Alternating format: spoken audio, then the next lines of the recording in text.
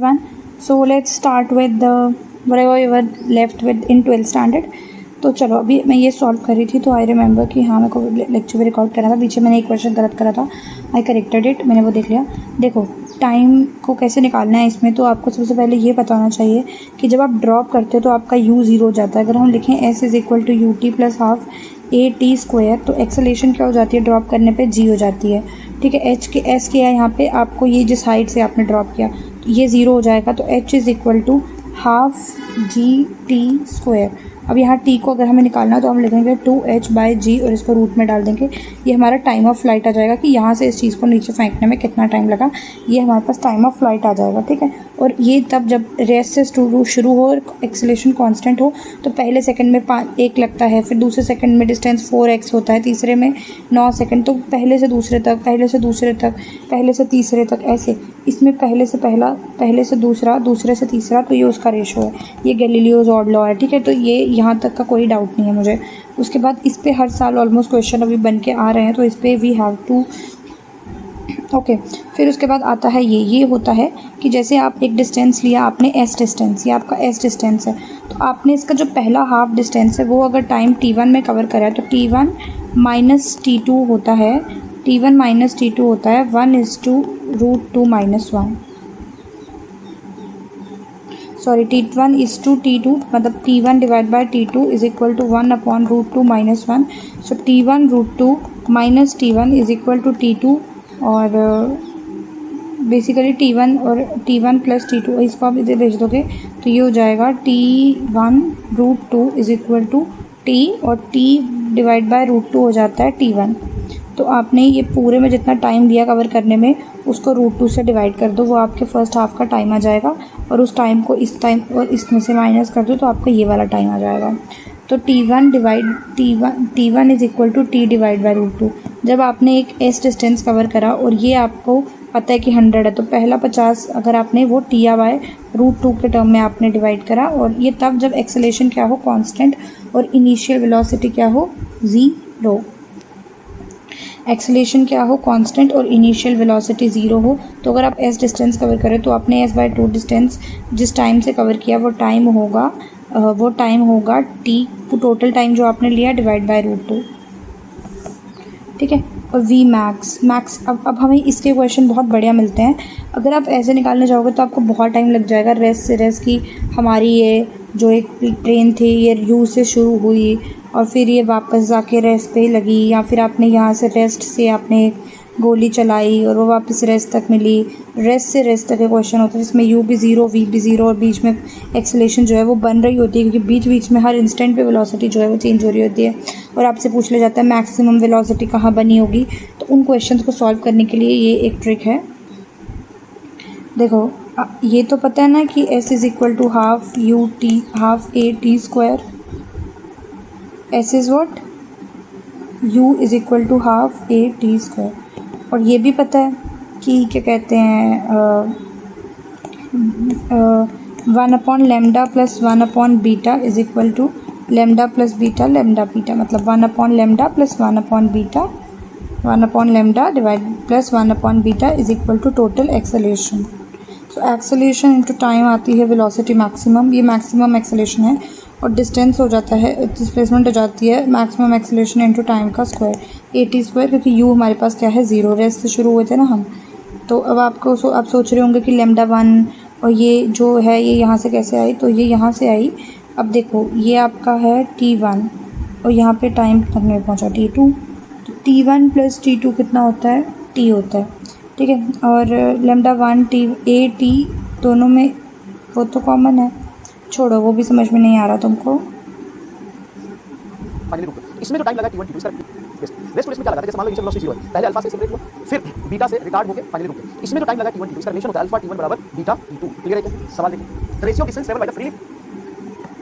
मैंने थोड़ा सा गलत कर दिया, यहाँ बीटा आना था। ये एक्सेलेरेट होता है अल्फ़ा से और यहाँ पे डी एक्सेलेरेट होता है, रिटार्ड होता है बीटा से, और फिर यहाँ जाके वापस से रुक वी जो है वो 0 हो जाता है। तो ये जहाँ एक्सेलेरेट हुआ था वो उस टाइम पे t1 और जहाँ रिटार्ड हुआ था वो टाइम t2। सो अल्फ़ा t1 जो यहाँ पे वेलोसिटी थी वही वेलोसिटी इसके एंड में आई यहाँ पे। तो alpha T1 is equal to beta T2, alpha T1 is equal to beta T2, T1 by T2 is equal to beta by alpha. So basically इसमें ये याद रखना, alpha T1 is equal to beta T2 एक बात, और दूसरी बात इसमें जो हमारे पास एक्सेलेरेशन आती है वो आती है alpha beta divide by alpha plus beta. बस ये याद रखना है कि एक्सेलेरेशन क्या है, alpha beta divide by alpha plus beta. You are able to solve the question now. आपको कोई फार्मूलाज रटने की नीड नहीं है। बस गो, लेट्स स्टार्ट। अगर एक रेशो है बॉडी जो फ्रीली फॉल कर रही है, फर्स्ट सेकंड थर्ड फोर्थ, अब फर्स्ट सेकंड सेकंड, तो जहाँ ये ऊपर ये लग जाता है ना, ये इसका मतलब वो हमसे पूछ रहा है 1:3:5 ये, तो इसका आंसर ये आएगा। अगला सॉल्व करते हैं। एक बॉडी, इसको भी बंद करते हैं क्योंकि अभी हम खुद से कर रहे हैं। एक बॉडी जो जिसको वर्टिकली डाउनवर्ड थ्रो किया, मतलब u 0 कर दिया, आपने ड्रॉप कर दिया विद द वेलोसिटी v जो है वो है 20 मीटर, सॉरी u 0 नहीं है, u कुछ है, u is equal to 20 metre per second, v is equal to 80 metre per second. Height of tower बताना है, h बताना है, क्या होगा। ओके, एक्सेलरेशन g है, हमने इसको टॉप ऑफ द टावर से फेंक दिया। ठीक है, so S is equal to you T. हाँ, और टाइम बताया, टाइम ही नहीं बताया ना। ओके, तो इसको ऐसे निकालेंगे, v square minus u square is equal to 2GS। नीचे को पॉजिटिव ले लेते हैं, ऊपर को नेगेटिव ले लेते हैं, तो ये एस तो ऊपर का ही होगा ना, तो एस नेगेटिव हो जाएगा, तो ये हो जाएगा -20s is equal to v square, that is 6400 minus 400, तो 300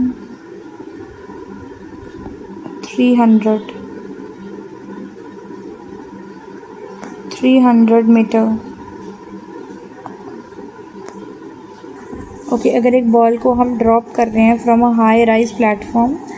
बहुत ही ऊंचे प्लेटफॉर्म से, और वो रेस्ट से शुरू हो रही है, ठीक है, 6 सेकंड के बाद एक और बॉल को हमने नीचे फेंका with same platform with a speed v, 2 balls meet at t is equal to second, और बताओ v की वैल्यू क्या होगी। This is a very important question. Okay, ये हमने 2 बॉल ली, पहली वाली बॉल को जब हमने फेंका तो u 0 है, ठीक है, तो पहली वाली बॉल, दोनों बॉल मिली एट t18 पे, तो पहली वाली बॉल की हाइट निकालते हैं 18 सेकंड पे, और पहली वाली बॉल की हाइट निकालते हैं 6 सेकंड पे। तो जब ऐसा केस होता है तो t हो जाता है √2h/g, ठीक है, और हाइट पता है हमको, नहीं हाइट ही निकालनी है, हाँ, तो टाइम 6 सेकंड में ये पहुंची होगी 2h/10, और स्केयरिंग करते दोनों साइड की, तो 360 divide by 2 is equal to h1, जहाँ ये पहुँची होगी, विच इज़ 180 मीटर पे पहुँची थी ये, h1 हाइट 180 मिनट पे। 18 सेकेंड में कहाँ पहुँची होगी, 18 ना, 18 into 18, 180 divide by 2 is equal to h9, 9 0 9, 9 8 2 and 7 carry, that is 16, 1620 is equal to height h2। ये 18 सेकंड में यहाँ पहुँची होगी, तो इसका मतलब जब ये 180 सेकंड चल रही थी, और इन दोनों के बीच का डिस्टेंस कितना है,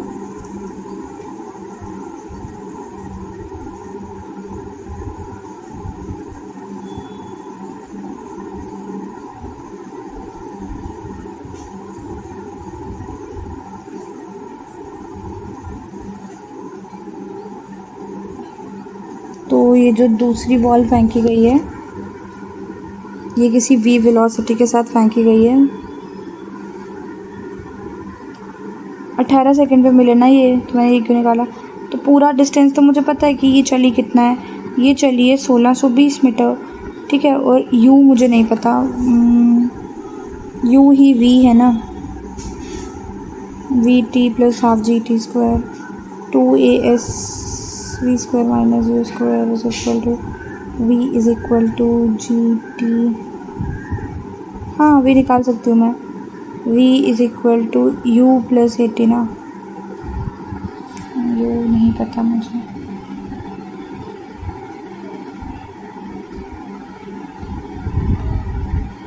चलो s is equal to v और t कितना है, t कितना है 18 plus half that is 5t square, मतलब 18 इंटू 18,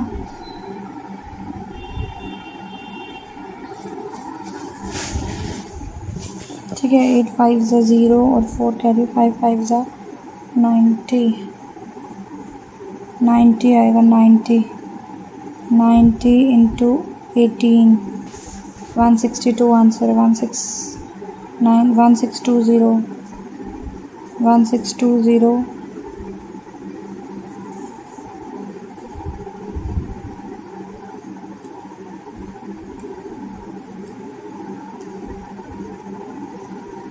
अरे यार इसको 12 सेकंड लग रहे हैं, क्या इडियट हूँ मैं, और दूसरी वाली को 12 सेकंड लगे हैं बस, 144, 0 2 carry, 2 720 plus v into 12 s is equal to this, तो 1620 माइनस 720, 6 और 700 मतलब 900, 900 is equal to 12u, 430, 175 approx, 75 metre per second. Preeti reached metro station, relative motion का ये, फाउंड द एस्केलेटर, प्रीति ने देखा एस्केलेटर नहीं चल रहा,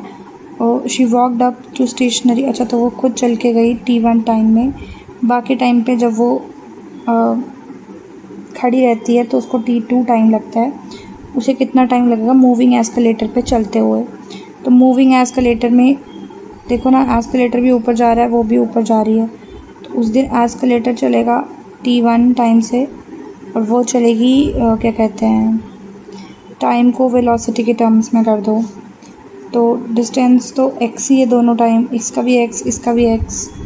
ठीक है, तो वेलोसिटी क्या होती है, वेलोसिटी होती है, मतलब t को x उसकी टर्म्स में डाल दो ना, वेलोसिटी होती है डिस्टेंस x अपॉन T1, और यहाँ पर भी x अपॉन T2, तो यहाँ पे जो उसको वेलोसिटी लगी वो लगी x upon T1 plus x upon T2, T1 T2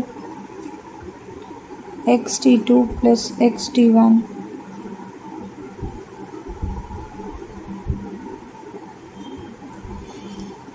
x common T1 plus T2 divide by T1 T2, अभी आ गई मेरे पास वेलोसिटी, जो उसको रिलेटिव वेलोसिटी उस दिन लगेगी,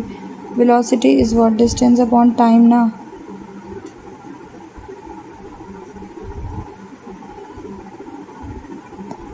तो x upon capital T is equal to x T1 plus T2 divide by T1 T2, सही है, x से x कट जाएगा, ये इधर T1 T2 divide by T1 plus T2, T1 T2 divide by T1 plus T2, 2D, चलो अब फटाफट से कर देख लेते हैं। It hits the ground after some time. एक आपसे पूछेंगे, एक आपसे पूछेंगे। मोशन ऑफ ग्रेविटी में एक्सेलरेशन आपको डायरेक्टली पता होता है? हाँ सर। इनिशियल c का होल स्क्वायर माइनस 20 का whole square, form t equal to starting from up बराबर आ जाएगा 80 का होल स्क्वायर माइनस 20 का होल स्क्वायर, आंसर आ जाएगा, बताओ आंसर आ जाएगा, ये बात समझ में आता है, बहुत आसान हो जाएगा। बॉल इज ड्रॉप फ्रॉम, ऐसे सवाल बनते हैं, ध्यान सुनना, बॉल इज h बराबर सीधा हो जाएगा 0 half acceleration g into 18 ball कितना चलेगा। ਪੋਲਿਊਸ਼ਨ ਸਕਿਨ ਦੇ ਅੰਦਰ ਜੰਮ ਜਾਂਦਾ ਹੈ, ਜਿਸ ਨਾਲ ਚਿਹਰਾ ਲੱਗੇ ਭਾਰੀ ਭਾਰੀ। ਇਸ ਲਈ ਪੌਂਡ ਸਕਿਨ ਇੰਸਟੀਚਿਊਟ ਦਾ ਡੀਟੌਕਸ ਫੇਸ ਵਾਸ਼ ਐਕਟੀਵੇਟਡ ਚਾਰਕੋਲ ਦੇ ਨਾਲ 10 ਗੁਣਾ ਡੀਟੌਕਸ ਪਾਵਰ ਦੇ ਨਾਲ ਇਸ ਦਾ ਡੀਪ ਐਕਸ਼ਨ ਬਾਰੀਕ ਪੋਲਿਊਸ਼ਨ ਪਾਰਟੀਕਲਸ ਨੂੰ ਖਿੱਚ ਕੱਢੇ। नो ਭਾਰੀ ਭਾਰੀ, सिर्फ bright skin, miracles happen.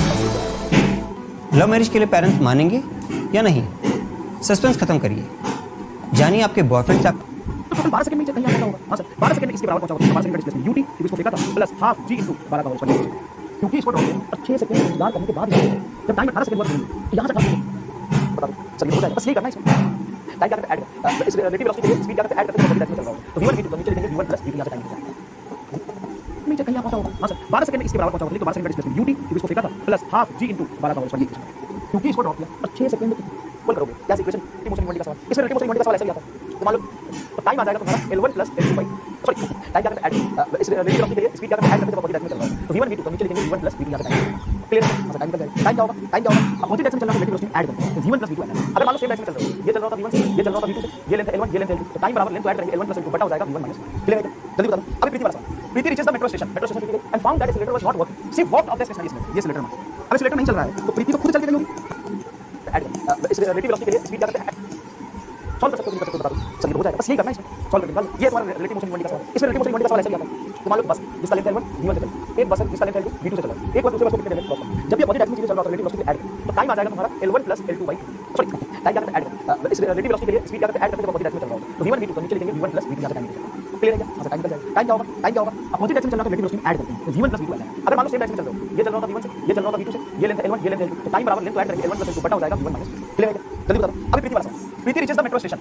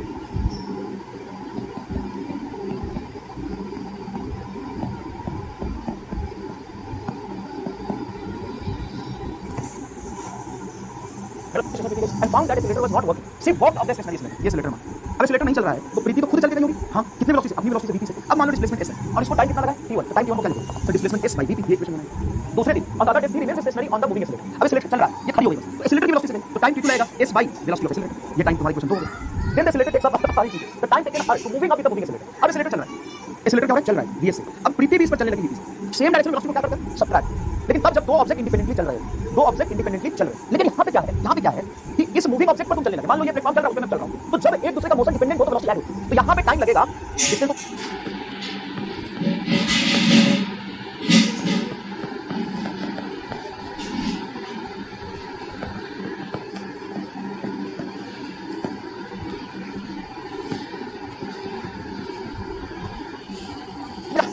vs plus s बटा vs की वैल्यू निकाल करते हैं क्या लिखोगे vs वाला जाओगे s by t2 vp वाला जाओगे s by t1 वही हो जाएगा s by t1 plus s by t2 s common निकल के कट गया t1 बराबर आ जाएगा 1 डिवाइडेड यहाँ पे एलसीएम ले लो t1 t2 t1 plus t2 ये t1 t2 ऊपर चला गया t1 t2 divided by t1 plus t2 समझ में आया देखो बेटा ऐसा होता है मान लो कि एक मंकी बस में बैठा मंकी बस में बैठा बस चल रही है vp से और मंकी चल रहा है vp से क्या करोगे रिलेटिव वेलोसिटी है ग्राउंड से बैठ के देखोगे अगर मंकी नहीं भी चलता तो बस के साथ जाता दिखाई और मंकी खुद भागने लगा रिलेटिव वेलोसिटी में हम सबट्रैक्ट तब करते हैं जब दोनों अलग इंडिपेंडेंटली चल रहा है बस के बाहर मंकी भाग रहा है और बस चल रही है तो बस के रिस्पेक्ट में अब प्रीति भी इस पर चलने लगी सेम डायरेक्शन वेलोसिटी